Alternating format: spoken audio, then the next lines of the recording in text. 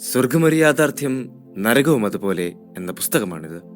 ദൈവം തിരഞ്ഞെടുത്ത വസൂല റീഡന്റെ അസാധാരണമായ ജീവിതാനുഭവങ്ങളിലൂടെയുള്ള ഈ യാത്രയിൽ നിങ്ങളും ചേരൂ.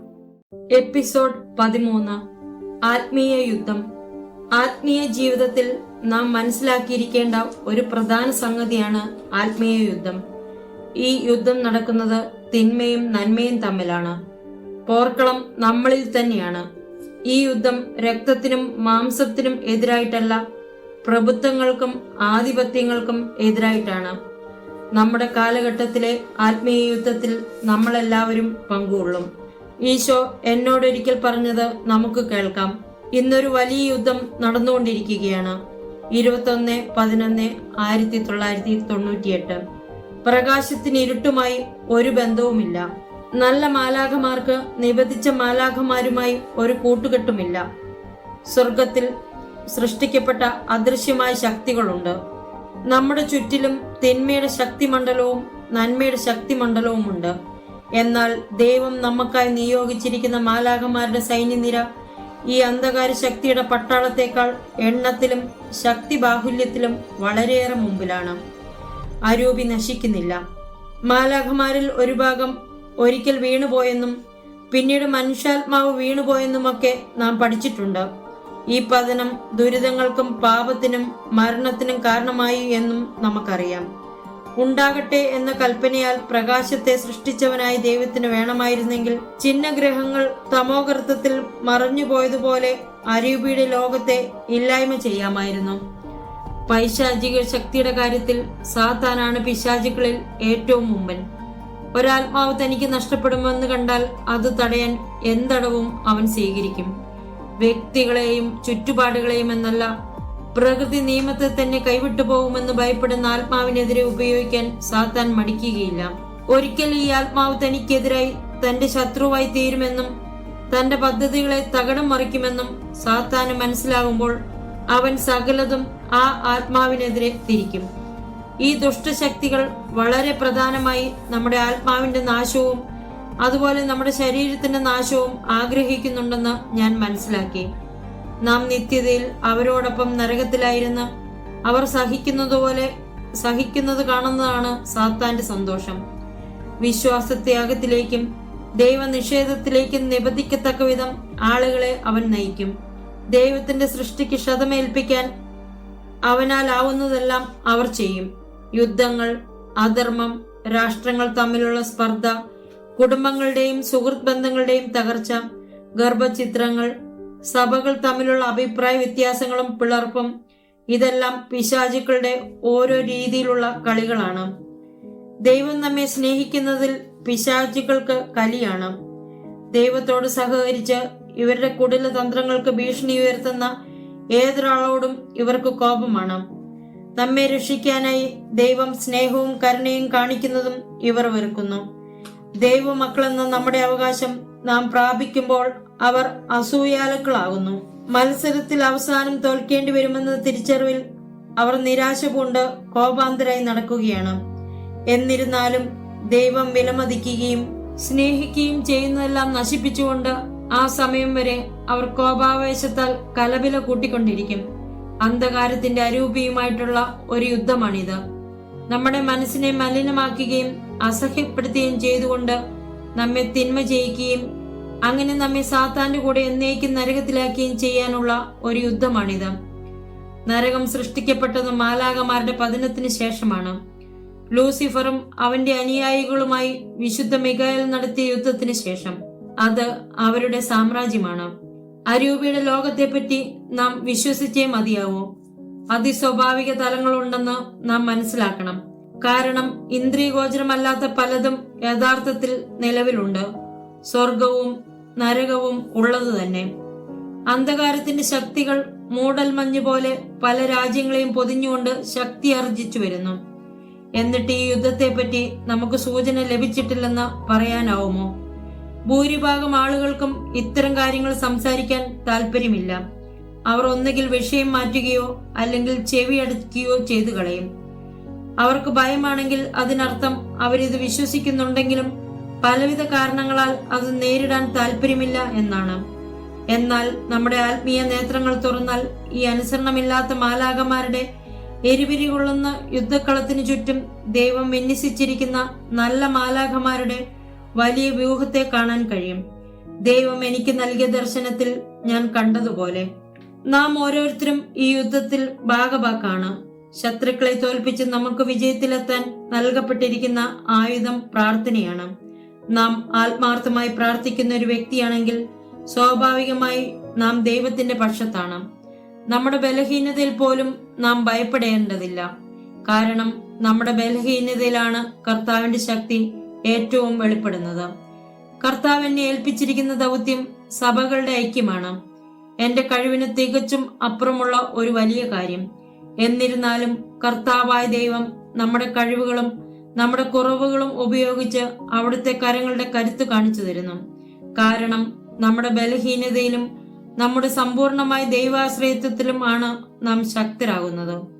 കർത്താവ് എന്നോട് പറഞ്ഞു, നിന്നിലുള്ള എല്ലാ നന്മയുടെയും അടിസ്ഥാനമാക്കി നിനക്ക് ഞാൻ സഹനശക്തിയുടെ കൃപ നൽകിയിരിക്കുന്നു. കാരണം നന്മയായിട്ടുള്ളതും തിന്മയായി വികൃതമാക്കപ്പെടുന്ന നിങ്ങളുടെ കാലഘട്ടത്തിലെ ഈ യുദ്ധത്തിനു വേണ്ടി നിന്റെ ആത്മാവിനെ ഞാൻ ഒരുക്കുകയായിരുന്നു. 22/6/1998. എന്റെ എല്ലാ പ്രവാചകന്മാരും പോരാടിയ അതേ യുദ്ധത്തിലാണ് നീയും ഇപ്പോൾ ഏർപ്പെട്ടിരിക്കുന്നതെന്ന് എന്റെ കൊച്ചു കുഞ്ഞെ നിന്നെ ഞാൻ ഓർമ്മിപ്പിക്കുകയാണ്. കൊടുങ്കാറ്റ് നിന്റെ മേൽ ആഞ്ഞടിക്കാം. നിന്നെ മുക്കിക്കളയാൻ വേണ്ടി തിരമാലകൾ ഉയർന്നു വരാം. എന്നാൽ ഇതൊന്നും നിന്നെ കീഴടക്കുകയില്ല. കാരണം നിന്റെ ബലഹീനതയെ മറികടക്കുന്നതിന് സർവ്വശ്രദ്ധയോടും കൂടി ഞാൻ നിന്റെ കൂടെയുണ്ട്. ജൂൺ 21, 1999.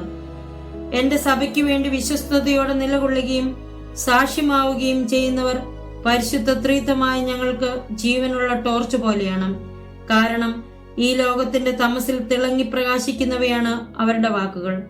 വിശ്വാസത്തിനും നീതിക്കും വേണ്ടിയുള്ള ഈ യുദ്ധത്തിൽ നല്ല പോരാട്ടം നടത്തുന്നതിനും എന്റെ പ്രധാന മാലാഖമാരായ മിഖായേലിനോടും റഫായേലിനോടുമൊപ്പം നിങ്ങളുടെ കാലയളവിലെ ഈ ആത്മീയ യുദ്ധത്തിൽ പങ്കുചേരുവാനായി ഞാൻ അവർക്ക് വീരയോദ്ധാക്കളുടെ ഹൃദയം നൽകുന്നു. ഏറ്റവും ശക്തരും നീതിയുടെ ധീരയോദ്ധാക്കളുമായ മിഖായേലും റഫായേലും എന്റെ വെളിച്ചത്തിൽ മനുഷ്യ സ്വഭാവത്തിന്റെ ഓരോ അംശവും നിരീക്ഷിച്ചുകൊണ്ടിരിക്കുന്നു. ജൂൺ 22, 1998. നാം എത്രമാത്രം ബലഹീനരാണെന്ന് കർത്താവിനറിയാം. അവിടുന്ന് നമ്മുടെ ആത്മാർത്ഥമായ പരിശ്രമങ്ങൾ കാണുന്നു. അതായത് അവിടുത്തെ പ്രസാദിപ്പിക്കാൻ വേണ്ടി നാം നല്ല യുദ്ധം ചെയ്യുന്നെന്നും എന്നാൽ ലക്ഷ്യത്തിലെത്താൻ കഴിയുന്നില്ലെന്നും നമ്മുടെ കർത്താവ് കടന്നു വരാനും ആ ദിനത്തെ രക്ഷിക്കാനും ആഗ്രഹിക്കുന്നു. കാരണം കർത്താവിന്റെ ശക്തിയാണ് നമ്മുടെ കഴിവല്ല ഇത് എന്ന് നമ്മെ ഓർമ്മിപ്പിക്കാനാണ്. ഈ ജീവിതം ഒരു ആത്മീയ യുദ്ധമാണ്. ആ യുദ്ധത്തിൽ ഇടയ്ക്ക് നമുക്ക് മുറിവേൽക്കാറുണ്ട്. നാം യുദ്ധത്തിൽ പരാജയമടഞ്ഞെന്ന് പോലും തോന്നാം. യുദ്ധക്കളത്തിൽ മൃതപ്രായരായി നാം വീണുപോയെന്നും വരാം. എന്നാൽ അപ്പോൾ സാന്ത്വനത്തിനായി പരിശുദ്ധ കന്യാമറിയത്തിന്റെ നേരെ തിരിയണമെന്നാണ് കർത്താവ് ആവശ്യപ്പെടുന്നത്. ഈ അവസാന നാളുകളിൽ ഞങ്ങളുടെ ഇരുഹൃദയങ്ങളുടെ മേലും ഈശോയുടെയും പരിശുദ്ധ കന്യാമേരിയുടെയും സത്യത്തിന് സാക്ഷ്യം വഹിക്കുന്ന ഞങ്ങളുടെ മക്കളുടെ മേലും യുദ്ധം കൊടുമ്പിരി കൊണ്ടിരിക്കുന്ന ഈ സമയത്ത് ഞാൻ പറയുന്നു, നിങ്ങൾ നിങ്ങളുടെ പരിശുദ്ധ അമ്മയുടെ പക്കലേക്ക് ഓടുക. തള്ളക്കോഴി കുഞ്ഞുങ്ങളെ ചിറകിൻ കീഴിൽ മറയ്ക്കുന്നത് പോലെ നിങ്ങളെ അവളുടെ കാപ്പിക്കുള്ളിൽ അവൾ മറച്ചുകൊള്ളും. 3/4/1996. ലോകം നിങ്ങളെ മാരകമായി മുറിവേൽപ്പിച്ചാൽ നിങ്ങളുടെ പരിശുദ്ധ അമ്മയുടെ നേരെ തിരിക. അവൾ തന്റെ മാതൃവാത്സല്യവും സ്നേഹവും കൊണ്ട് നിങ്ങളുടെ മുറിവുകൾ വെച്ചുകെട്ടും.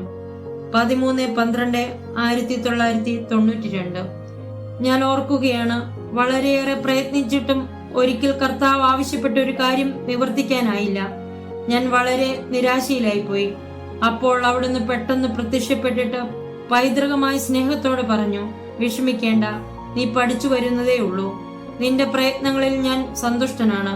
കാരണം നീ പരിശ്രമിക്കുന്നത് ഞാൻ കാണുന്നുണ്ടായിരുന്നു. അതേസമയം തന്നെ അവിടുത്തോട് നാം ഒരു പ്രതിജ്ഞ ചെയ്താൽ അത് പാലിക്കാനും ശ്രദ്ധിക്കണം. തുടക്കത്തിലുള്ള നമ്മുടെ സന്നദ്ധയും നമ്മുടെ വാക്കുകളുടെ ഉദ്ദേശശുദ്ധിയും നമ്മുടെ ആത്മാർത്ഥമായ പ്രവർത്തനം കൊണ്ട് തെളിയിക്കപ്പെടണം. അതല്ലെങ്കിൽ അവ വെറും പൊള്ളവാക്കുകളാവും. നമ്മുടെ ശക്തിയുടെ അവസാനം വരെയും നാം സ്ഥിരചിത്തരും വിശ്വസ്തരമായിരിക്കുന്നത് വഴി നമ്മുടെ കർത്താവ് മഹത്വപ്പെടുന്നു. അവിടത്തേക്ക് സാക്ഷ്യം നൽകാനായി കൂടുതൽ കൂടുതൽ ക്ഷണങ്ങൾ ലഭിച്ചു തുടങ്ങിയപ്പോൾ, നിറയുക, നീ അനേകരാകും എന്ന് അവിടുന്ന് പറഞ്ഞത് ഞാൻ ഓർത്തു. അവിടുന്ന് തുടക്കത്തിൽ പറഞ്ഞിട്ടുള്ളത് പൂർത്തിയാകാനായിരുന്നു ഇത്. അവിടുത്തെ പരിശുദ്ധാത്മാവിനാൽ നിറയപ്പെട്ട് കഴിയുമ്പോൾ ഞാൻ അവിടുത്തെ വചനങ്ങളുടെ പ്രതിധ്വനിയാകുമെന്നും അതുവഴി അനേകർ മാനസാന്തരപ്പെടുമെന്നാണ് അവിടുന്ന് അർത്ഥമാക്കിയത്. സമുദ്രവും കടന്ന് വിവിധ രാജ്യങ്ങളിലേക്ക്, ഭൂഗോളത്തിന്റെ എല്ലാ ഭാഗത്തേക്കും, അവിടുത്തെ അറിയാത്ത ജനങ്ങളുടെ ഇടയിലേക്ക് പോലും അവിടുത്തെ സന്ദേശവുമായി എന്നെ അയക്കുമെന്ന് അവിടുന്ന് എന്നോട് മുൻകൂട്ടി പറഞ്ഞിരുന്നു. അത് അപ്രകാരം സംഭവിച്ചു. ഒരു ലോക സഞ്ചാരിയെ പോലെ ഞാൻ വിവിധ രാജ്യങ്ങളിൽ സഞ്ചരിക്കാൻ ആരംഭിച്ചു. ഒരു കായികാഭ്യാസിയെ പോലെ ഓടി. ചിലർ എന്നെ കൈനീട്ടി സ്വാഗതം ചെയ്തു. കർത്താവിന്റെ വചനം തുറന്ന മനസ്സോടെ സ്വീകരിച്ചു. മറ്റു ചില അവസരങ്ങളിൽ വിമാനത്തിൽ നിന്ന് കാലെടുത്തു വെക്കുമ്പോൾ മുതൽ യുദ്ധമുഖത്തായിരിക്കും.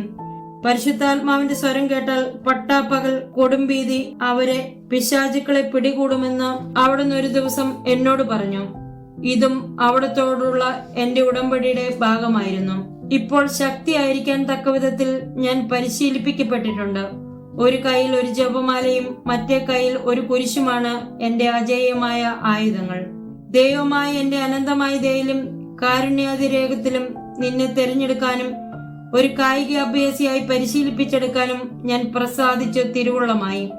ഇപ്പോൾ യുദ്ധക്കളത്തിലേക്ക് പോകാൻ മനസ്സായിക്കൊണ്ട് എന്നെ പ്രസാദിപ്പിക്കാൻ നീ ശുഷ്കാന്തി കാണിക്കുന്നതിൽ എനിക്ക് സംതൃപ്തിയുണ്ട്. നാം ഓരോരുത്തരും ഒരു തരത്തിൽ അല്ലെങ്കിൽ മറ്റൊരു തരത്തിൽ ഈ മത്സരത്തിൽ ഏർപ്പെട്ടിരിക്കുന്നവരാണ്. ദൈവവേലയ്ക്ക് നിയോഗിക്കപ്പെട്ടവരാണെങ്കിൽ വളരെ കൂടിയ അളവിലും ദൈവത്തിനു വേണ്ടി വേല ചെയ്യുകയെന്നാൽ യുദ്ധത്തിന് ചേർക്കപ്പെടുകയും മുൻനിരയിൽ തന്നെ നിർത്തപ്പെടുകയും എന്നാണ്. നമ്മുടെ ഓട്ടം നന്നായി നാം ആരംഭിക്കണം. ഓട്ടം പൂർത്തിയാക്കാനും വിജയശ്രീലാളിതനായി സമ്മാനം നേടാനും നമ്മെ അവിടുന്ന് ഏൽപ്പിച്ച ദൗത്യങ്ങൾ പൂർത്തിയാക്കി തന്നുകൊണ്ട് അവിടുന്ന് സഹായിക്കും. അപ്പോൾ പൗലോസ് ലീഹായെ പോലെ നമുക്കും പറയാൻ കഴിയും, ഞാൻ നന്നായി പൊരുതി, എന്റെ ഓട്ടം പൂർത്തിയാക്കി, വിശ്വാസം കാത്തു. 2 തീമോത്തിയോസ് 4:7. അതുകൊണ്ട് ഈ യുദ്ധരംഗത്ത് അവിടുന്ന് നമ്മെ ശക്തിപ്പെടുത്തും. ലക്ഷ്യമില്ലാതെ ഓടാനല്ല, വിജയിക്കണമെന്ന് നിശ്ചയിച്ച് ലക്ഷ്യബോധത്തോടെ ഓടാൻ. പൗലോസ് ലീഹയെ പോലെ പറഞ്ഞുകൊണ്ട്, ഞാൻ ഓടുന്നത് ലക്ഷ്യമില്ലാതെയല്ല, ഞാൻ മുഷ്ടിപ്രയോഗം നടത്തുന്നത് വായുവിൽ പ്രഹരിക്കുന്നത് പോലെയല്ല. 1 കോറിന്തോസ് 9:26. പ്യൂർട്ടോറിക്കോയിൽ സംസാരിക്കാൻ ഒരിക്കൽ ഞാൻ ക്ഷണിക്കപ്പെട്ടു. വിശുദ്ധ പർവ്വതം എന്നറിയപ്പെടുന്ന മലമുകളിലുള്ള ദേവാലയത്തിലാണ് അവിടുത്തെ മെത്രാൻ മീറ്റിംഗ് നടത്താൻ നിശ്ചയിച്ചത്. ഏതാണ്ട് 7000-ഓളം ആളുകൾ ആ മലമുകളിൽ ഒന്നിച്ചുകൂടി. അദ്ദേഹം എന്നെ ക്ഷണിച്ചത് അദ്ദേഹത്തിന്റെ പുരോഹിത ഗണത്തിൽ വളരെ പേർക്ക് ഇഷ്ടപ്പെട്ടിട്ടില്ല. ഇക്കാര്യത്തിൽ മെത്രാനും വൈദികരും തമ്മിൽ അഭിപ്രായ വ്യത്യാസമുണ്ടായി. രൂപതയിലെ ഒരു വൈദികൻ മീറ്റിംഗിന്റെ ഒരുക്കങ്ങൾ നടക്കുന്ന സമയത്തെല്ലാം എന്റെ വരവിനെ ചൊല്ലി മെത്രാനെ എതിർത്തുകൊണ്ടിരുന്നു. കത്തോലിക്ക സഭയ്ക്ക് വെളിയിലുള്ള ക്രിസ്ത്യാനികളെല്ലാം ശീഷ്മക്കാരാണ്. ഗ്രീക്ക് ഓർത്തഡോക്സുകാരിയായിരുന്നതിനാൽ ഞാനും അത്തരത്തിൽപ്പെട്ടവളാണ്. അതുകൊണ്ട് ഒരു കത്തോലിക്ക മെത്രാൻ എന്നെ പ്രസംഗിക്കാൻ വിളിച്ചത് വളരെ അന്യായമായി പോയി എന്ന് അവർ പറഞ്ഞു. മുൻവിധിയും അഹന്തയും നമ്മെ അന്ധരാക്കും. അവ നമ്മെ കൊണ്ട് നമ്മുടെ ഹൃദയം അടുപ്പിക്കുകയും ദൈവം നന്മ വിവക്ഷിക്കുന്നിടത്ത് തിന്മയും കലഹവും വളർത്താൻ ഇടയാക്കുകയും ചെയ്യും. ഞാൻ അവിടെ എത്തിയപ്പോൾ ഈ വൈദികൻ ഒരു ടേപ്പ് റെക്കോർഡറുമായി ഏറ്റവും മുൻനിരയിൽ ഇരിക്കുന്നത് കണ്ടു. കഷ്ടപ്പെട്ട ചെങ്കുത്തായ മല കയറി വന്നതുകൊണ്ട് അദ്ദേഹം വിയർക്കുന്നതും കിതയ്ക്കുന്നതും കണ്ടപ്പോൾ എനിക്ക് സഹതാപം തോന്നി. എന്റെ പ്രസംഗം ഏതാണ്ട് പകുതിയായപ്പോൾ ഞാൻ പരിശുദ്ധാത്മാവിനെ കുറിച്ച് സംസാരിച്ചു കൊണ്ടിരുന്നപ്പോൾ ജനങ്ങൾ പെട്ടെന്ന് ഇളകി മറിയുന്നത് കണ്ടു. അവർ എന്നെ ശ്രദ്ധിക്കുന്നേയില്ല. സൂര്യനെയാണ് നോക്കുന്നത്. സൂര്യൻ പലവിധ വർണ്ണങ്ങളിലുള്ള വലയങ്ങളായി വട്ടം ചുറ്റുന്നതായി ധാരാളം ആളുകൾ കണ്ടു. ഞാനും തിരിഞ്ഞു നോക്കി, അടയാളം കണ്ടു. എന്നാൽ ഉടൻ തന്നെ ഞാൻ കർത്താവിന്റെ സന്ദേശം വായിക്കുന്ന എന്റെ ജോലിയിലേക്ക് മടങ്ങി. ഈ വൈദികനും സൂര്യന്റെ അത്ഭുതം കണ്ടു. എന്നാൽ അയാളുടെ പ്രതികരണം വ്യത്യസ്തമായിരുന്നു. ഞാൻ അടയാളത്തിന് വേണ്ടത്ര പ്രാധാന്യം കൊടുക്കാതെ സന്ദേശം വായിച്ചു എന്ന് എന്നെ കുറ്റപ്പെടുത്തുകയാണ് അദ്ദേഹം ചെയ്തത്. സൂര്യനിൽ കാണപ്പെട്ട അസാധാരണമായ അടയാളം വളരെ ശക്തവും വളരെ പ്രാഭവപൂർണമായിരുന്നതിനാൽ ഞാൻ വായിച്ചുകൊണ്ടിരുന്ന സന്ദേശങ്ങളെപ്പറ്റി ആളുകൾക്കിടയിൽ ആദരമുളവായി. എല്ലാവരും ഭയഭക്തിയോടെ നിന്നു. നേരത്തെ സംശയിച്ചിരുന്ന ചിലർ എന്നെ വന്ന് കണ്ടിട്ട് പറഞ്ഞു, ഞങ്ങൾ സൂര്യൻ കറങ്ങുന്നത് മാത്രമല്ല കണ്ടത്, യേശുക്രിസ്തുവിന്റെ തിരുമുഖം ആകാശത്തും അതുപോലെ എന്റെ മുഖത്തും കണ്ടു എന്ന്. എന്റെ മുഖത്ത് കാണപ്പെട്ട ഈശോയുടെ തിരുമുഖം ദുഃഖപൂർണവും മുൾമുടി അണിഞ്ഞതുമായിരുന്നു. രക്തമൊഴുകി മുഖം മുഴുവൻ മൂടിയിരുന്നു. പിശാചിന് ദൈവത്തിന്റെ ചെയ്തികൾ അനുകരിക്കാൻ സാധിക്കും, എന്നാൽ അവിടുത്തെ വിശുദ്ധമായ വെളിപ്പെടുകളിലെ പ്രൗഢിയും പ്രാഭവും അവന് കൃത്രിമമായി നിർമ്മിക്കാൻ കഴിയുകയില്ല.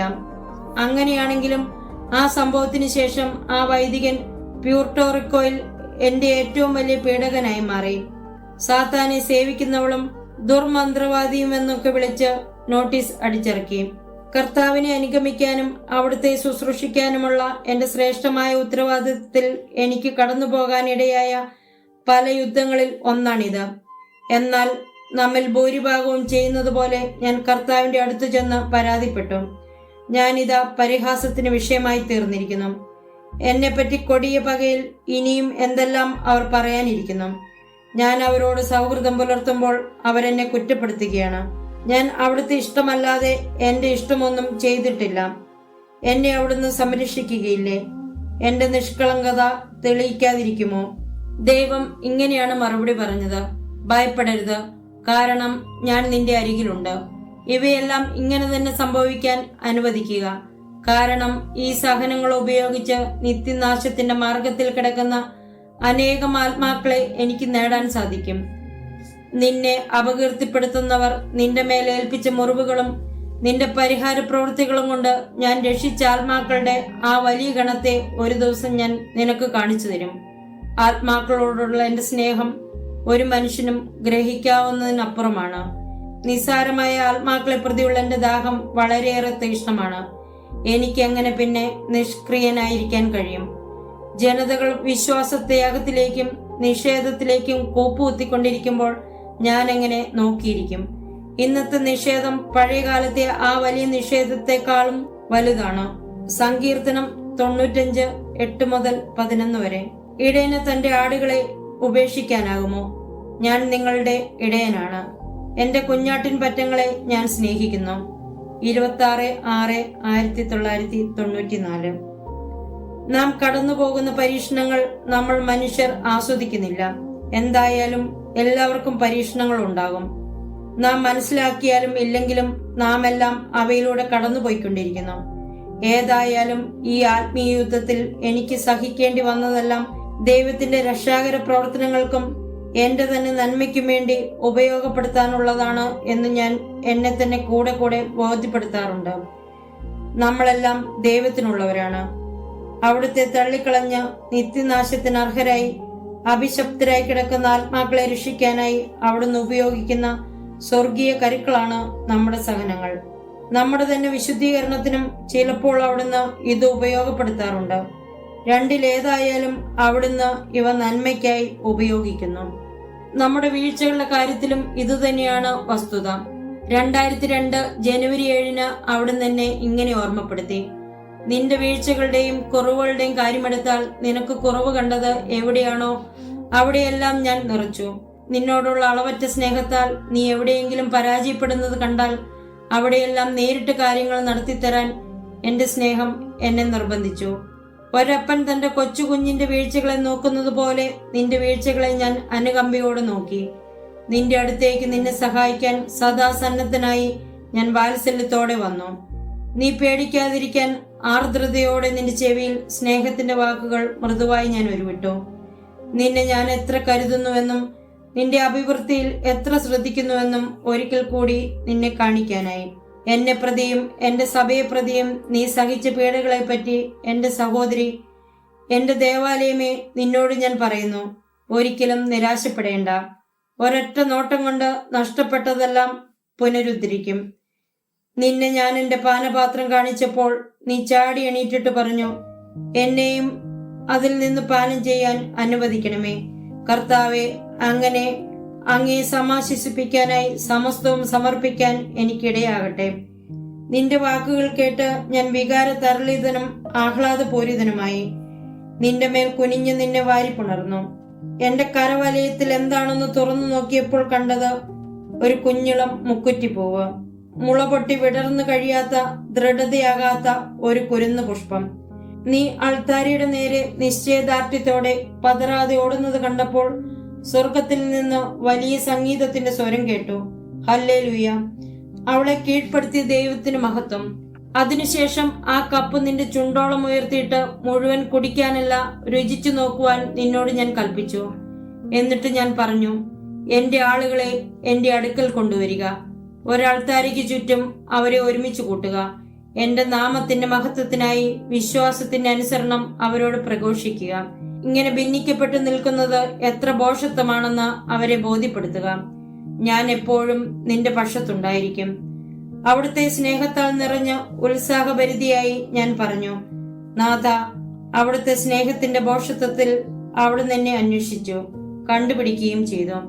തടസ്സങ്ങൾ ചുറ്റുമുയർന്നപ്പോൾ എന്റെ ആത്മാവിനെ അവിടുന്ന് എടുത്തുയർത്തി അങ്ങയോടൊപ്പം ആകാശത്തിന്റെ ഉയരത്തിൽ പറത്തി. അങ്ങനെ അവരുടെ ശൂലം പോലുള്ള നാവിൽ നിന്ന് എന്നെ രക്ഷിച്ചു.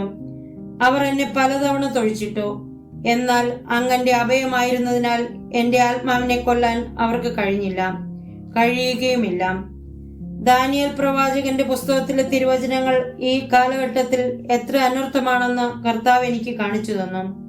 ഡാനിയേൽ ഒരു ദർശനത്തിൽ ഒരു ചണവസ്ത്രധാരിയെ കാണുന്നുണ്ട്. ചണവസ്ത്രധാരി ഡാനിയേലിനോട് പറഞ്ഞു, അവസാന നാളുകളിൽ അനേകർ തങ്ങളെ തന്നെ ശുദ്ധീകരിക്കുകയും നിർമ്മലരാക്കി വെണ്മയുറ്റവരാക്കുകയും ചെയ്യും. എന്നാൽ ദുഷ്ടർ ദുഷ്ടത പ്രവർത്തിക്കും. അവർ ഗ്രഹിക്കുകയില്ല, ജ്ഞാനികൾ ഗ്രഹിക്കും. ഇക്കാര്യങ്ങളെല്ലാം അവസാന നാളുകളിൽ സംഭവിക്കുന്നവയാണ്. അതിന്റെ അടയാളം ഇതായിരിക്കും: നിരന്തര ദഹനബലി നിരോധിക്കുകയും വിനാശത്തിന്റെ മ്ലേച്ഛ വിഗ്രഹം അവിടെ സ്ഥാപിക്കുകയും ചെയ്യും. ഡാനിയേൽ 11:31. എനിക്ക് മനസ്സിലാകാൻ വേണ്ടി വൈദികരില്ലാത്തതുകൊണ്ടും പണമില്ലാത്തതുകൊണ്ടും വിശ്വാസികളില്ലാത്തതുകൊണ്ടുമൊക്കെ വിറ്റുപോകുന്ന പള്ളികളും ആസ്ഥാന ദേവാലയങ്ങളുമൊക്കെ ചൂണ്ടിക്കാട്ടി ഇതിന്റെ അർത്ഥം കർത്താവ് വിവരിച്ചു തന്നു. ആ ദേവാലയങ്ങളൊക്കെ അത്യാധുനിക റെസ്റ്റോറന്റുകളായോ ആഡംബര ഹോട്ടലുകളോ ചൂതാട്ട കേന്ദ്രങ്ങളോ ഒക്കെ ആയിട്ടാണ് ഇപ്പോൾ പ്രവർത്തിക്കുന്നത്. തിരുക്കർമ്മങ്ങൾ അനുഷ്ഠിക്കപ്പെടുകയും ദൈവാരാധന നടത്തപ്പെടുകയും ചെയ്തിരുന്ന ഈ സ്ഥലത്ത് ആ വിശുദ്ധമായ ആൾത്താരകൾ മദ്യം നിരത്തുന്ന മേശകളോ ബില്യാർഡ് ടേബിളോ ഒക്കെയായി ഉപയോഗിക്കുന്നു. വിശുദ്ധ ആൾത്താരകൾ വിശുദ്ധ സ്ഥലങ്ങളാണ്. അപ്പവും വീഞ്ഞും കർത്താവിന്റെ യഥാർത്ഥ ശരീരവും യഥാർത്ഥ രക്തവുമായി മാറുന്ന കൂദാശ. കർത്താവിന്റെ നിരന്തര ബലി പരികർമ്മം ചെയ്തിരുന്ന ബലിവേദിയാണത്. സഭയുടെ ദാരുണാവസ്ഥ എന്നെ ബോധ്യപ്പെടുത്താൻ ഒരു രാത്രി കർത്താവിനെ ഒരു സ്വപ്നം കാണിച്ചു തന്നു. ജോൺ പോൾ രണ്ടാമൻ മാർപ്പാപ്പ ഈ വിശ്വാസത്യാഗവും നിഷേധവും മൂലം എത്ര സഹിക്കുന്നുവെന്ന് ആ സ്വപ്നത്തിൽ ഞാൻ മനസ്സിലാക്കി. ഞാൻ റോം കണ്ടു. വിശുദ്ധ പത്രോസിന്റെ ബസിലിക്കയിൽ ഞാൻ നിൽക്കുകയാണ്. ബസിലിക്കയിൽ ആരുമില്ല. ഞാൻ ചുറ്റും നോക്കി. മാർബിൾ പതിച്ച തറ മനോഹരമായി തോന്നി. പെട്ടെന്ന് ഞാൻ ഭയാനകമായ ഒരു രംഗം കണ്ടു. ആ വിശുദ്ധ ബലിപീഠത്തിൽ സർപ്പങ്ങൾ എഴിയുന്നു. ബലിപീഠത്തിന് മുകളിൽ വിരിച്ചിരുന്ന തുണി പൊടി പിടിച്ചതായിരുന്നു. അവിടെയും ഇവിടെയും മാറാലയും കാണാനുണ്ടായിരുന്നു. ആരും ശ്രദ്ധിക്കാതെ കിടക്കുന്നു. മാർപ്പാപ്പ ഒറ്റയ്ക്ക് തന്റെ സിംഹാസനത്തിൽ ഇരിക്കുന്നത് കാണാമായിരുന്നു. പോപ്പിന്റെ വലതു കൈ സിംഹാസനത്തിന്റെ കൈപ്പിടിയിൽ വച്ചിരുന്നു. ചെന്നിയിൽ പിടിച്ചിരുന്ന മറ്റേ കൈയിൽ തല താങ്ങിയിരുന്നു. ചിന്തയിൽ ലയിച്ചിരിക്കുകയാണെന്ന് തോന്നും. എന്നാൽ യഥാർത്ഥത്തിൽ മാർപ്പാപ്പ പീഡ അനുഭവിക്കുകയായിരുന്നു. മാർപ്പാപ്പ ഒറ്റയ്ക്കാണെന്ന് കർത്താവ് എനിക്ക് മനസ്സിലാക്കി തന്നു. കാരണം അവിടുത്തെ സ്വന്തമായവർ തന്നെ അധികം പേരും അവിടുത്തെ എതിർക്കുകയും നിഷേധിക്കുകയും ചെയ്തുകൊണ്ടിരിക്കുകയാണ്. എനിക്ക് മാർപ്പാപ്പയോട് വളരെ സഹതാപം തോന്നി. അപ്പോൾ ദൈവം എനിക്ക് പോപ്പിന് കൊടുക്കാൻ ഒരു സന്ദേശം തന്നു. ഞാൻ പിറുപിറുത്തു. എനിക്കുള്ളതെല്ലാം അവിടുന്ന് എടുത്തുകൊള്ളുക, അവിടുത്തെ വിശുദ്ധ ലക്ഷ്യങ്ങളുടെ നിവൃത്തിക്കായി. എന്നാൽ എനിക്ക് എങ്ങനെ ഈ ലോകത്ത് വത്തിക്കാനിൽ പോയി ഒരു മാർപ്പാപ്പയ്ക്ക് സന്ദേശം കൈമാറാൻ കഴിയും? വത്തിക്കാനിലെ സഭാ ഹാളിൽ പ്രവേശിക്കുന്നതിനേക്കാൾ എത്രയോ എളുപ്പമാണ് സ്വർഗീയ അങ്കണത്തിൽ പ്രവേശിക്കുക എന്ന് ഞാൻ പറയാറുണ്ട്. ഇപ്പോഴും അങ്ങനെ തന്നെ പറയുന്നു. ദൈവത്തെ സന്ദർശിക്കുകയും അവിടത്തോട് സംഭാഷണം ചെയ്യുകയും ചെയ്യുന്നത് വത്തിക്കാനിൽ എന്തെങ്കിലും സ്ഥാനത്തിരിക്കുന്ന വന്ധ്യവൈദികനെ ഒന്ന് കണ്ടുമുട്ടി സംസാരിക്കുന്നതിനേക്കാൾ എത്രയോ എളുപ്പമാണ്. മാർപ്പാപ്പയെ കാണുന്ന കാര്യം പിന്നെ എന്തു പറയാൻ? എന്നിരുന്നാലും ഞാൻ എല്ലാം കർത്താവിന്റെ തൃക്കരങ്ങളിൽ വരമേൽപ്പിച്ചു. അവിടുന്ന് എനിക്കൊരു വഴി കാണിച്ചു തരുമെന്ന് ഞാൻ വിശ്വസിച്ചു. അങ്ങനെ തന്നെ സംഭവിച്ചു. ഞാൻ ഒന്നും ആലോചിക്കാതെ കർത്താവിനെ അങ്ങ് അനുസരിക്കാൻ തീരുമാനിച്ചു. ഞാൻ റോമിലേക്ക് തിരിച്ചു. മാർപ്പാപ്പയെ കാണാൻ അനുമതി കിട്ടിയില്ല. എങ്ങനെ പരിശുദ്ധ പിതാവിനെ കാണാൻ പറ്റുമെന്നതിനെപ്പറ്റി ഒരു സൂചന പോലുമില്ല. എന്റെ സുഹൃത്തായ ഒരു വൈദികനൊപ്പം ഞാൻ ട്രെയിനിലാണ് പോയത്. അങ്ങനെ ഞങ്ങൾ നിത്യനഗരമായ റോമിൽ എത്തിച്ചേർന്നു. റോം സന്ദർശിക്കുക എന്നാൽ ഭയങ്കരമായ ഒരു അനുഭവമാണ്. എവിടെ നോക്കിയാലും മഹത്തായ റോമ സാമ്രാജ്യത്തിന്റെ ശേഷിപ്പുകളും അതിന്റെ ഭരണാധികാരികൾ തങ്ങളുടെ ഹ്രസ്വമായ ജീവിതകാലത്തെ അനശ്വരമാക്കാൻ നിർമ്മിച്ചു വെച്ച സ്മാരകങ്ങളും ആണ് കാണുക. ഈ നാമാവശിഷ്ടങ്ങളുടെ ഇടയിൽ അപ്പോൾ തലയുയർത്തി നിൽക്കുന്ന ഒരു കെട്ടിടം കണ്ടു. വലിയ മുക്കുവിന്റെ അസ്ഥിയിൽ അസ്ഥിവാരമിട്ട് പണിയപ്പെട്ട നൂറ്റാണ്ടുകൾ പഴക്കമുള്ള സെന്റ് പീറ്റേഴ്സ് ബസിലിക്ക. വത്തിക്കാന്റെ മുൻവാതിലായ വിശുദ്ധ പത്രോസിന്റെ ദേവാലയത്തിലെത്തുമ്പോൾ അതിന്റെ ദർശനത്തിൽ നാം അത്ഭുതസക്തരായി പോകും. മൈക്കൽ ആഞ്ചലോയെ പോലെ ലോക ചരിത്രത്തിലെ തന്നെ അനുഗ്രഹീതരായ മഹാകലാകാരന്മാരുടെ പ്രതിഭ നമുക്ക് ചുറ്റും ദർശിക്കാൻ സാധിക്കും. എല്ലാം ദൈവമഹത്വത്തിനിണങ്ങും വിധം രൂപകൽപ്പന ചെയ്തിരിക്കുന്നു. മാർബിളിലും ഗ്രാനൈറ്റിലും തീർത്ത കവിത, സംഭ്രമജനമായ കല. ദൈവത്തിന്റെ മഹത്വം വെളിവാക്കപ്പെടണമെന്നേ ഇതുണ്ടാക്കിയവർ കരുതിയുള്ളൂ. അത് സാധിച്ചിട്ടുണ്ട്. ആ ബസിലിക്കായുടെ ഉള്ളിൽ നിൽക്കുമ്പോൾ അതിന്റെ മഹിമ പ്രതാപത്തിന് നടുവിൽ നമ്മൾ ഒരു ചെറിയ പൊട്ടാണെന്ന് തോന്നും. അങ്ങനെയാണെങ്കിലും സൃഷ്ടാവിന്റെ വിളി അനുസരിച്ച് ഞാനും അവിടെ നിന്നു. എങ്ങനെ അത് തുരന്നു കയറി മാർപ്പാപ്പയെ കാണാമെന്ന് ആലോചിച്ചു. എല്ലാ ബുധനാഴ്ചയും പരിശുദ്ധ പിതാവ് വത്തിക്കാനിലെ വലിയ ഹാളിൽ വിശ്വാസികളുടെ പൊതുസമൂഹത്തെ സ്വീകരിക്കാറുണ്ടെന്ന് ഞങ്ങൾ അറിഞ്ഞു. ടിക്കറ്റ് എടുത്ത് മാത്രം പ്രവേശനം. അതുകൊണ്ട് വത്തിക്കാന്റെ ഓഫീസിലേക്ക് ഓടി. ഒരു വിധത്തിൽ 2 ടിക്കറ്റുകൾ വാങ്ങി. ഓഫീസിൽ നിന്ന് ടിക്കറ്റുകൾ പെറുക്കി അങ്ങ് കൊടുക്കുകയാണ്. ക്രമ നമ്പർ അനുസരിച്ചല്ല. നമുക്ക് കിട്ടുന്ന ടിക്കറ്റിലെ സീറ്റ് നമ്പറിലാണ് നമ്മൾ ഇരിക്കേണ്ടത്. ആർക്കും പ്രത്യേക അഭ്യർത്ഥന നടത്താൻ സാധിക്കുകയില്ല. ഓരോരുത്തരും ടിക്കറ്റിൽ കുറിച്ചിരിക്കുന്ന സ്ഥലത്തേക്ക് പോയിക്കൊള്ളണം. അകത്ത് കടന്നപ്പോൾ തന്നെ എനിക്ക് ദൈവത്തിന്റെ ക്രമീകരണം മനസ്സിലായി. ഞങ്ങൾക്ക് ഇരിക്കാൻ കിട്ടിയ സീറ്റ് പരിശുദ്ധ പിതാവ് നടന്നു പോകുന്ന വഴിത്താരിയുടെ വശത്തുള്ള വേലിയുടെ തൊട്ടുമുന്നിലായിരുന്നു. വേറെ എവിടെയെങ്കിലുമാണ് ഞാൻ ഇരുന്നതെങ്കിൽ ഞാൻ ചെയ്യാനിരുന്ന ആ ഭ്രാന്തൻ പ്രവൃത്തി എനിക്കൊരിക്കലും ചെയ്യാൻ കഴിയുമായിരുന്നില്ല. ലോകത്തിന്റെ നാനാഭാഗത്തു നിന്നെത്തിയ 4000-ഓളം പേർ ഹാൾ തിങ്ങി നിറഞ്ഞിരുന്നു. എല്ലാവരും ആഹ്ലാദ തിമിർപ്പിലായിരുന്നു. പരിശുദ്ധ പിതാവ് വരാറായി നിറഞ്ഞു. അവർ ഉച്ചത്തിൽ ഉത്സാഹത്തോടെ പാടിക്കൊണ്ടിരുന്നു. ഞാൻ ശാന്തമായിരുന്നു. എന്നാൽ ഉള്ളിൽ നല്ല സന്തോഷമായിരുന്നു. കാരണം എന്റെ അസാധ്യ ദൗത്യം പ്രവൃത്തിപഥത്തിലാകാൻ പോകുന്നു. പരിശുദ്ധ പിതാവ് കടന്നു വന്നപ്പോൾ ആർപ്പുവിളികൾ കുറച്ചുകൂടി ഉച്ചത്തിലായി. പരിശുദ്ധ പിതാവ് വിശ്വാസികൾക്ക് സന്ദേശം നൽകി കഴിഞ്ഞ ആ വലിയ വഴിത്താരയിലൂടെ നടക്കാൻ തുടങ്ങി. ഞാൻ ഇരിക്കുന്ന സൈഡിലൂടെയാണ് ആദ്യം വന്നത്. അത് കഴിഞ്ഞ് എതിർവശത്തുകൂടി പോകാനാണ്. നടക്കുന്ന വഴി വിശ്വാസികളെ ആശീർവദിച്ചുകൊണ്ട് പോകുകയേ ഉള്ളൂ. ഒരിടത്തും നിൽക്കുകയില്ല. അത് പ്രോട്ടോകോളിന് വിരുദ്ധമാണ്. പരിശുദ്ധ പിതാവ് അടുത്തായപ്പോൾ സന്ദേശം എഴുതിയിരുന്ന പേപ്പർ ഞാൻ കയ്യിലെടുത്തു. മാർപ്പാപ്പ എന്റെ കൃത്യം മുമ്പിലെത്തിയപ്പോൾ എന്റെ നേരെ നിന്നുകൊണ്ട് എന്റെ പിറകിൽ ആ നിരയിലുള്ളവരെ ആശീർവദിച്ചു. ഞാൻ കൈ പുറത്തിട്ട് ആ പേപ്പർ മാർപ്പാപ്പയുടെ കയ്യിലേക്ക് ഇട്ടുകൊടുത്തു. മാർപ്പാപ്പയ്ക്ക് തന്റെ കയ്യിൽ എന്തോ വീണെന്ന് മനസ്സിലായി. അപ്പോൾ തന്നെ അത് തിരിച്ച് എന്റെ കയ്യിലേക്ക് വെച്ചു തന്നു. യാതൊരു ഭാവഭേദവുമില്ലാതെ പഴയതുപോലെ പുഞ്ചിരി പൊഴിച്ചുകൊണ്ട് ശാന്തനായി കടന്നുപോയി. അവിടെ ഇങ്ങനെ കൂടെ കൂടെ സംഭവിക്കാറുണ്ടെന്ന് എനിക്ക് തോന്നി. എന്റെ ഹൃദയം വലിയ ശബ്ദത്തോടെ താഴെ വീണെന്ന് എനിക്ക് തോന്നി. ഞാൻ തോറ്റുപോയി. അങ്ങനെ ഞാൻ ചിന്തിച്ചു. ആ സമയത്ത് തികച്ചും അസാധാരണമായത് സംഭവിച്ചു. എന്റെ തൊട്ടുപിറകിൽ ഒരു പോളണ്ടുകാരൻ വൈദികനുണ്ടായിരുന്നു. അദ്ദേഹം കസേരയിൽ കയറി നിന്ന് എന്റെ മേൽ ചാരിക്കൊണ്ടെന്ന് പറയാം ആഹ്ലാദത്തോടെ പാപ്പായ്ക്ക് നിർത്താതെ അഭിവാദനം അർപ്പിച്ചുകൊണ്ടിരുന്നു.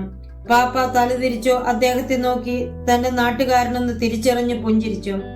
എന്നിട്ട് പാപ്പ തിരിച്ചു നടന്നു. ഒരിക്കലും അങ്ങനെ ചെയ്യാത്തതാണ്. പാപ്പ നടന്നു വന്ന ആ വൈദികനെ നോക്കിക്കൊണ്ട് എന്റെ തൊട്ടു മുന്നിൽ നിന്നു. ഞാൻ കൈ നീട്ടി ആ സന്ദേശം എഴുതിയ പേപ്പർ പോപ്പിന്റെ വീതിയുള്ള അരപ്പട്ടിയുടെ ഉള്ളിൽ തിരികെ വെച്ചു. ഈ സമയത്ത് എന്റെ മുകളിലൂടെ പോപ്പിന്റെ നേരെ ചാഞ്ഞു നിന്ന ആ വൈദികൻ വീഴാതിരിക്കാൻ എന്റെ കൈ ചേർത്ത് പിടിച്ചു. പോപ്പിന്റെ അരപ്പട്ടിയുടെ അടുത്ത് എന്റെ കൈ എത്താൻ ഇതും സഹായകമായി. പേപ്പറിന്റെ ഒരു ഭാഗം അരപ്പട്ടിയുടെ പുറത്തേക്ക് നീണ്ടു നിൽക്കുന്നത് കണ്ട് ഞാൻ വീണ്ടും കൈ നീട്ടി അത് അരപ്പട്ടിയുടെ ഉള്ളിലേക്ക് മുഴുവനായി ഇറക്കി വെച്ചു. താമസ സ്ഥലത്ത് തിരിച്ചെത്തി വസ്ത്രം മാറുമ്പോൾ ആ പേപ്പർ താഴെ വീഴുമെന്നും അപ്പോൾ അദ്ദേഹം അത് വായിക്കുമെന്നും എനിക്കറിയാമായിരുന്നു. ഏറ്റവും അതിശയകരമായ കാര്യം, മാർപ്പാപ്പയ്ക്ക് ചുറ്റും ധാരാളം ഫോട്ടോഗ്രാഫർമാരും സെക്യൂരിറ്റിക്കാരും കർദിനാൾമാരും ഒക്കെ ഉണ്ടായിട്ടും ഒറ്റയാൾ പോലും ഞാൻ ചെയ്ത കാര്യം കണ്ടില്ല എന്നതാണ്. വത്തിക്കാൻ ഫോട്ടോഗ്രാഫറാണെങ്കിൽ ആ കൃത്യസമയത്ത് ഒരു ഫോട്ടോ എടുക്കുകയും ചെയ്തതാണ്. ഏതായാലും ഞാൻ ആശ്വാസത്തിന്റെ നെടുവീർപ്പിട്ടു. എന്റെ ദൗത്യം സഫലമായി. എന്റെ കൂടെയുണ്ടായിരുന്ന വൈദികന് ഞാൻ എന്താണ് ചെയ്യാൻ പോകുന്നതെന്ന് അറിയാമായിരുന്നിട്ടുകൂടി ഇതൊന്നും ശ്രദ്ധയിൽപ്പെട്ടില്ല. അദ്ദേഹം പാപ്പായി കാണുന്ന കൗതുകത്തിലായിരുന്നു. എന്താണ് സംഭവിച്ചതെന്ന് ഞാൻ പറഞ്ഞപ്പോൾ അദ്ദേഹത്തിനുണ്ടായ അതിശയം ആ സമയം അവിടെ സുനാമി വന്നെന്ന് പറഞ്ഞാൽ പോലും അത്രയ്ക്കാകുമായിരുന്നില്ല. ഇത് കേട്ടപ്പോഴുണ്ടായ ഷോക്കിൽ ആ സെന്റ് പീറ്റേഴ്സ് ചതുരത്തിന്റെ നടുക്ക് അദ്ദേഹം മോഹാലസ്യപ്പെട്ട് വീണേക്കുമോ എന്ന് പോലും തോന്നി. ഈ ആദ്യ കൂടിക്കാഴ്ചയ്ക്ക് ശേഷം 1994 ജനുവരി 6 ദനഹ തിരുനാളിൽ പോപ്പ് ജോൺ പോൾ രണ്ടാമനൊപ്പം വേറൊരു സ്വപ്നം കണ്ടു. വെള്ള വസ്ത്രമണിഞ്ഞ് വളരെ വ്യക്തമായി ഞാൻ പോപ്പിനെ കണ്ടു. മാർപ്പാപ്പ എനിക്ക് അഭിമുഖമായി എന്നെ തന്നെ നോക്കിക്കൊണ്ട് നിൽക്കുകയാണ്. ഞങ്ങൾ രണ്ടുപേരും നല്ല പരിചയക്കാരെന്ന മട്ടിലാണ്. ഞങ്ങളുടെ ഇടയ്ക്ക് ചന്ദന നിറമുള്ള ഒരു പ്ലാസ്റ്റിക് ഡൈനിങ് ടേബിൾ കണ്ടു. ഈ പ്ലാസ്റ്റിക് മേശ ലാളിത്യത്തെ ദ്യോതിപ്പിക്കുന്നു എന്നാണ് ഞാൻ മനസ്സിലാക്കിയത്. ഞാൻ മാർപ്പാപ്പയുടെ വെള്ളവസ്ത്രം സൂക്ഷിച്ചു നോക്കി പഠിച്ചുകൊണ്ടിരുന്നു. ഞങ്ങൾ ഇരുവരും ഒരു വാക്കുപോലും സംസാരിച്ചില്ല. എന്നാലും രണ്ടുപേരും സന്തുഷ്ടരായി കാണപ്പെട്ടു. മാർപ്പാപ്പ പിന്നെ എന്റെ ആ മേശയുടെ അരികിൽ ഭക്ഷണം കഴിക്കാനായിരുന്നു. പരിഭ്രമിച്ചുപോയ ഞാൻ വലതുവശത്തേക്ക് തിരിഞ്ഞു. ഞാൻ മാർപ്പാപ്പയ്ക്ക് വേണ്ടി ഉണ്ടാക്കി വെച്ചിരുന്ന മധുരപലഹാരം എടുക്കാനായി അലമാര തുറന്നു. മാർപ്പാപ്പ ഭക്ഷണം താല്പര്യപൂർവ്വം കഴിക്കുന്നത് നോക്കിക്കൊണ്ട് ഞാൻ പാപ്പായ്ക്ക് അഭിമുഖമായി ഇരുന്നു. പാപ്പ കഴിച്ചു കഴിഞ്ഞു പോകാനായി എഴുന്നേറ്റു. പരിശുദ്ധ പിതാവിനെ വാതിൽക്കലോളം അനുഗമിക്കാനായി ഞാൻ തിടുക്കപ്പെട്ടു ചെന്നു. പക്ഷെ വലതുവശത്തുകൂടെ അടുത്തു ചെന്നപ്പോൾ അവിടുന്ന് നടക്കാൻ ഊന്നുവടി ഉപയോഗിക്കുന്നുണ്ടെന്ന് ഞാൻ കണ്ടു. ആ ഊന്നുവടിയും മഞ്ഞ കലർന്ന വെള്ള നിറത്തിൽ പ്ലാസ്റ്റിക് പോലെയുള്ള ഏതോ വില കുറഞ്ഞ തടി കൊണ്ടുള്ളതാണ്. മുള പോലെ തോന്നും. ആ ഊന്നുവടി ഉപയോഗിച്ച് പാപ്പ വാതിലിന് സമീപത്തേക്ക് നടന്നു. വടി ഉണ്ടെങ്കിൽ പോലും നടക്കാൻ പാപ്പ ക്ലേശിക്കുന്നത് കാണാമായിരുന്നു. യഥാർത്ഥ ജീവിതത്തിൽ പാപ്പ വടി ഉപയോഗിക്കാൻ തുടങ്ങുന്നതിന് മുമ്പാണിത്. പാപ്പ ഇപ്പോൾ വീണു പോകുമെന്ന് ഒരു നിമിഷം എനിക്ക് തോന്നി. അനുവാദത്തിന് കാത്തു നിൽക്കാതെ പരിശുദ്ധ പിതാവിന്റെ വലതു കൈയെടുത്ത് കഴുത്തിലൂടെ എന്റെ തോളിലേക്ക് ഞാൻ ഇട്ടു. പാപ്പ എന്റെ സഹായം സ്വീകരിച്ചു. എന്നെ തടഞ്ഞില്ല. പിന്നെ എന്റെ ഇടതു കൈ കൊണ്ട് പരിശുദ്ധ പിതാവിന്റെ അരയ്ക്ക് ചുറ്റിപ്പിടിച്ച് പാപ്പായെ പരമാവധി എന്റെ ഇടതുവശത്തേക്ക് ചേർത്തു. ഭാരം കഴിവതും എന്റെ പുറത്തു താങ്ങുന്നതിന് വേണ്ടിയായിരുന്നു അത്. ഇങ്ങനെ പാപ്പായുടെ പാദങ്ങൾ നിലത്തു നിന്നും പൊങ്ങി നിന്നു. ഇടത് കൈകൊണ്ട് പരിശുദ്ധ പിതാവിനെ പിടിച്ചപ്പോൾ ആ വാരിയെല്ലുകൾ എന്റെ മേൽ കൊണ്ടു. പാപ്പ എത്രമാത്രം മെലിഞ്ഞാണ് എന്ന് ഞാൻ അത്ഭുതപ്പെട്ടു. പാപ്പായുടെ അയഞ്ഞ വസ്ത്രത്തിൽ കാണുമ്പോൾ അവിടെ ഇത്ര മെലിഞ്ഞിട്ടാണെന്ന് ആർക്കും മോഹിക്കാൻ കഴിയുകയില്ല. പാപ്പായെ ഞാൻ എന്റെ ചുമലിലേറ്റി സമയം അത്രയും എന്റെ സഹായം സ്വീകരിക്കുന്നതിൽ പാപ്പ ഒരു എതിർപ്പും പ്രകടിപ്പിച്ചില്ല. ആ സ്വപ്നത്തിന് ശേഷമുള്ള ചിന്തയിൽ കർത്താവ് എനിക്ക് അതിന്റെ അർത്ഥം മനസ്സിലാക്കി തന്നു. പോപ്പ് എന്നാൽ സഭയെന്നാണ് സൂചിപ്പിക്കുന്നത്. ഈ സ്വപ്നമുണ്ടാകുന്നതിന് കുറച്ചു മുമ്പ് എന്റെ ഒരു വൈദിക സുഹൃത്ത് പരിശുദ്ധ പിതാവിനെ കണ്ട് ഈ സന്ദേശങ്ങളുടെ ഒരു പ്രതി കൊടുത്തിട്ടുണ്ടായിരുന്നു. വേറൊരു വൈദികൻ പരിശുദ്ധ പിതാവിന്റെ സ്വകാര്യ ചാപ്പലിൽ കുറച്ചു കഴിഞ്ഞ് ഈ പുസ്തകം കാണുകയും ചെയ്തു. പരിശുദ്ധ പിതാവ് കഴിക്കുന്നതായി ഞാൻ കണ്ട ഭക്ഷണം ദൈവത്തിന്റെ ഈ സന്ദേശ ഗ്രന്ഥത്തെയാണ് സൂചിപ്പിക്കുന്നത്. താല്പര്യപൂർവ്വം ഭക്ഷണം കഴിക്കുന്നതിൽ നിന്ന് മനസ്സിലാകുന്നത് പരിശുദ്ധ പിതാവ് അത് വായിക്കുകയും സുവിശേഷ പ്രഘോഷണത്തിനുള്ള നല്ലൊരു ഉപാധിയായി അതിനെ കരുതുകയും ചെയ്തു എന്നാണ്. സഭ എത്ര ഭയാനകമാംവിധം ദുർബലവും ശിഥിലവുമായിരിക്കുന്നു എന്നതിനെയാണ് തീർത്തു മെലിഞ്ഞ് പരാശ്രയം തേടി വടികുത്തി നടക്കുന്ന മാർപ്പാപ്പ സൂചിപ്പിക്കുന്നതെന്ന് കർത്താവ് എനിക്ക് മനസ്സിലാക്കി തന്നു. ഇത് ആഗോള വിശ്വാസ തകർച്ചയിലേക്ക് നയിച്ച സഭയ്ക്കുള്ളിലെ തന്നെ വിഭാഗീയത കൊണ്ടാണ്. പുറമേ നിന്ന് നോക്കുമ്പോൾ ആരോഗ്യമുള്ളതായി തോന്നുമെങ്കിലും സഭ ആത്മീയ പോഷണം അനുപേക്ഷണീയമായ അവസ്ഥയിൽ അകമേ തീർത്തും ക്ഷീണിതയാണ്. മാർപ്പാപ്പയെ പുറത്തു വഹിക്കുക എന്നത് സൂചിപ്പിക്കുന്നത് ഈ സന്ദേശങ്ങൾ പ്രചരിപ്പിക്കുകയും എന്റെ സാക്ഷ്യങ്ങളും വഴിയും സഭയ്ക്ക് താങ്ങാവുക എന്നതാണ് എന്റെ ദൗത്യമെന്നാണ്. സഭാ ശരീരം എന്ന് വിവക്ഷിക്കുന്നത് സഭാ സംവിധാനമല്ല, മറിച്ച് ഭൗതിക ശരീരമായ മുഴുവൻ വിശ്വാസ സമൂഹത്തെയാണ്. കർത്താവ് എനിക്കൊരിക്കൽ തന്ന സന്ദേശം സ്ഥിരീകരിക്കുന്നതായിരുന്നു ഇത്. എനിക്ക് എന്റെ സഭയെ സംയോജിപ്പിച്ചു ശക്തിപ്പെടുത്തണമെന്നായിരുന്നു അത്. സഭ ആരോഗ്യ ദൃഢഗാത്രയായിരുന്നെങ്കിൽ കർത്താവ് ഇങ്ങനെ പറയുമായിരുന്നില്ലല്ലോ. വിഭാഗതിയെ അമർച്ച ചെയ്യുവാനും നരബലിയുടെ ദേവതയായ മോളോക്കോയുടെ വായ് പൊട്ടിക്കെട്ടാനും വിശ്വാസത്യാഗവും യുദ്ധങ്ങളും ഭീകരതയും അധർമ്മങ്ങളും അവസാനിക്കാനും എല്ലാവരും കർത്താവിലേക്ക് അണയാനും നിരന്തര പ്രാർത്ഥനയാണ് ആവശ്യമായിരിക്കുന്നത്. ദൈവത്തെ നാം കാണുന്നില്ലെങ്കിലും അവിടുന്ന് നമ്മുടെ കൂടെ നമ്മോടൊപ്പം സദാ ഉണ്ട്.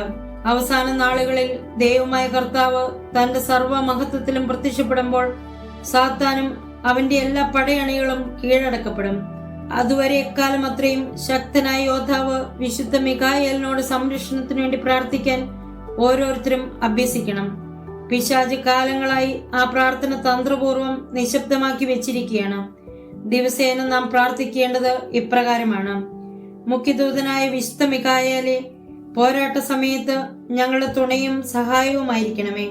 പിശാചിന്റെ ദുഷ്ടതയിലും കെണിയിൽ നിന്നും ഞങ്ങളെ കാത്തുരക്ഷിക്കണമേ. ദൈവം അവനെ ശാസിക്കട്ടെ എന്ന് ഞങ്ങൾ എളിമയോട് പ്രാർത്ഥിക്കുന്നു. ആത്മാക്കളെ നശിപ്പിക്കാൻ ലോകമെങ്ങും ചുറ്റി നടക്കുന്ന സാത്താനെയും മറ്റെല്ലാ ദുഷ്ടാരൂപികളെയും അല്ലയോ സ്വർഗീയ സൈന്യാധിപ, അങ്ങ് ദൈവത്തിന്റെ ശക്തിയാൽ നരകാഗ്നിയിലേക്ക് തള്ളുകയും ചെയ്യണമേ. ആമേൻ. നിങ്ങൾ കേട്ടത് സ്വർഗം ഒരു യാഥാർത്ഥ്യം, നരകവും അതുപോലെ. അടുത്ത എപ്പിസോഡിൽ വീണ്ടും കണ്ടുമുട്ടാം. നന്ദി. ദൈവം നമ്മെ അനുഗ്രഹിക്കട്ടെ.